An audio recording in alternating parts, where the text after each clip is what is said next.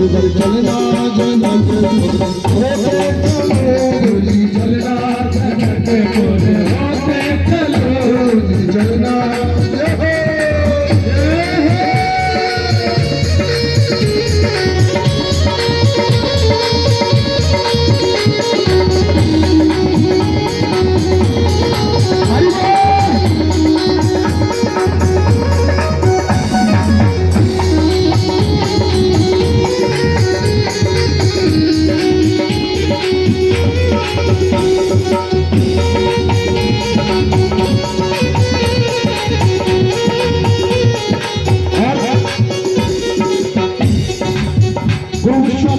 लक्ष्मण धनुष तो तुम्हारे हाथों में ये धनुष देख करके क्या करोगे?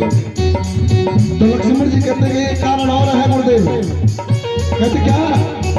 राजा जनक के घर कन्या कुमारी, राजा जनक के घर कन्या कुमारी, राजा जनक के घर कन्या कुमारी, राजा जनक के घर कन्या कुमारी, उस दान स्वयंवर में जाते चलो गुरुजी चलना जनक होते चलो गुरुवर चलना जनक होते चलो गुरुवर चलना जनक होते चलो गुरुवर चलना जनक होते चलो गुरुजी चलना जनक होते चलो गुरुजी चलना। श्रीमद् रामचंद्र महाराज की मुंह तो लगे आपके पति ने तुम्हें श्राप दे दियो लगे कथा में कुछ करी हुई मत। हाँ? मतलब ऐसे बेटा ने भी हला होगा तुम अपने ने जाकर नहीं। 4 दिन पहले तो नाच वो शुरू कर दो या राम जी के ब्याह में तालियों ना बज रही तुम पर। राधे राधे। धनुष भंग हुआ। राम जी का विवाह सीता जी के साथ, भरत जी का मांडवी के साथ, लक्ष्मण जी का उर्मिला के साथ में, शत्रुघ्न का सुतकीर्ति के साथ हुआ। अयोध्या वापस बारात आ गई। अब एक दिन महाराज दशरथ जी शीशे में अपना मुख देखने लगे। मुख देखा तो क्या देखा है? समण समीप भयो शतु केसा, मनहु जरट पनो अस उपदेशा। कान के पास में सफेद बाल देखे,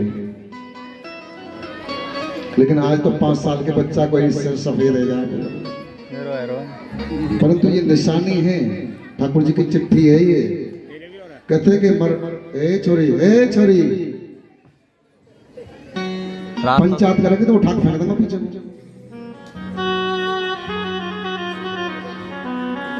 माइक बेशक तेज चल रहा है, लेकिन कौन क्या बात कर रहा है मैं बिल्कुल बता सकता हूं तुमको। ये पीछे वाले बहुत बात कर रहे हैं इधर। संदेश आए, चिट्ठी है ठाकुर जी की। कान के पास में सफेद बाल आने शुरू हो जाएं तो समझ लीजिए अब ठाकुर जी चाहते हैं कि तुम्हारा आने का समय नजदीक आ गया।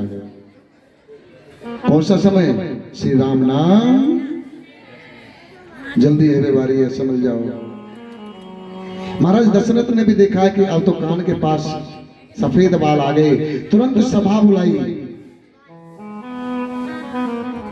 और सभा बुला करके क्या कहा? गुरु वशिष्ठ जी से कहा है कि अब तो राम जी को युवराज घोषित कर दिया जाए, राम जी को राजगद्दी पे बैठा दिया जाए और मैं अपने जीवन को सफल बनाऊं, वन में जाकर के तप करूं। महाराज द्वारा राज तलक की तैयारी करना, देवताओं की कोसुर द्वारा सरस्वती के माध्यम से मंत्रा की बुद्धि को विपरीत करना, मंत्रा जी के मंत्रणा पाकर के कैकेयी का कोप भवन जाना। पश्चात महाराज ने वरदान मांगना। कैकेयी महाराज दशरथ से अपने वरदान मांगती है कि मेरी धरोहर रूप में 2 वरदान आपके पास में, उसे आज दे दीजिए। सुनो पाम प्रिय भावत जी का, देहु एक बार भरत ही टीका। और पहले वरदान मांगा कि मुझे भरत जी का राज्य चाहिए, राम जी का नहीं। और राम जी को क्या होना है? राज्य की जगह पे मांगो दूसर बर कर जोरी, पूर्वनाथ मनोरथ मोरी, तापस वेश विशेष उदासी। तपस्वियों के वेश में राम जी 14 वर्ष वनवास में रहे। वरदान मांगना कैकेयी को असहा कदम था, बिना विचारे जो करे सो पाछे पछताए। बिगर बिचारे जो करे सो पाछे पछताए, काम बिगाड़े आपनो जग में हो दशाए। जग में हो दशाए चित्त में चैन न पावे, खान पान धन धाम राग रंग मन ही न भावे। के गिरधर कविराज दुख को टरे न टारी, खटखट है मन माहे किया जो बिना बिचारे। जो बिगर बिचारे काम करते हैं वो हमेशा दुख पाते हैं। समय विपरीत होने से वन में वास, राम लक्ष्मण सीता जी निकले, सुमंत जी को रथ में को लेकर के भेजा, गंगा किनारे पर आए। मांगी नाव ना कीवट आना, कीवट से बार बार विनती करते भैया नाव को ले आओ। कीवट बार बार अनसुनी कर देता, नाव को घुमा करके ले जाता है। कहते नाथ, और जब नाव लेकर के आया कि नाथ इस तरीके से मैं आपको अपने नाव में नहीं बिठाऊंगा आपको।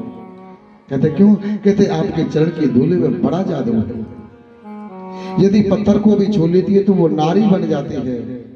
मैंने सुना है प्रभु, मेरे तो परिवार का जीवन पालन करने वाली ये नैया है, यदि आपके चरण रज पाकर के यदि भी ये नारी बन गई, स्त्री बन गई, तो मेरे परिवार का पालन पोषण कैसे होगा? भगवान समझ गए केवट क्या चाहता है। कहते जो कुछ करना है करो। कहते नाथ एक ही काम करना चाहता हूं कि पहले मैं आपके चरणों को धोऊंगा, धो करके उसमें से जो जल निकलेगा उसे मैं खुद पी करके देखूंगा। मेरे पे यदि कुछ असर नहीं हुआ उस चरण रज का, तो आपको नाव में बिठाऊंगा। कहते जो कुछ करना है करो। पद कमल धोई चढ़ाए नाव पर, नाथ उतरा ही न चाहूं। सिर्फ चरण धुलवा लीजिए, मुझे आपसे उतराई भी नहीं चाहिए, मैं मजदूरी भी नहीं लूंगा। मोहु राम रावण नाव, दशरथ शपथ सब साची कहो। बर तीर मानो लखन पे, बर जब लाग न पा पखारी। हे नाथ, जब तक पैरों को नहीं धो लूंगा मैं नाव पर नहीं चढ़ाऊंगा आपको। चरण धोए, धो करके चरणामत लेकर के नाव में बिठाया है। प्रसन्नता से नाव चलाए जा रहे हैं, बार बार नाव को घुमा लाता है। राम जी का तेरे केवटो क्यों बार बार चक्कर लगवा रहे हो भैया? केवट ने कहा कि हे प्रभु, आप तो जीव को 84 में चक्कर कटवाते हो, मैंने तो गंगा जी के ही 2-4 चक्कर काटे हैं।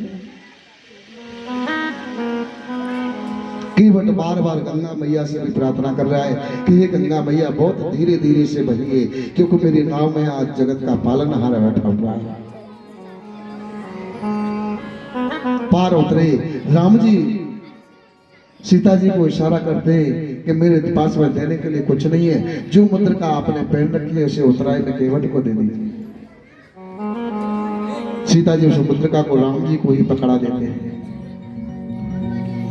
पकड़ाते हैं राम जी, जब केवट को उतराई देना चाहते हैं, केवट कहता है हे नाथ, एक ही जाति के 2 व्यक्ति आपस में लेन देन नहीं किया करते। जाति पाति मेरी कि हमारी वो तुम्हारी नाथ, केवट को धर्म एक दूजे को न निहारियो। तुम सो उतरावत भव सागर और थकत सरिता उतार के कुटुंब दिन गुजारियो। भगवान राम कहते कि मेरी तुम्हारी एक जैसी जाति? कहते हाँ, आप भव सागर के मल्लाह हो और मैं छोटी सी नदी का मल्लाह हूं, है दोनों मल्लाह ही।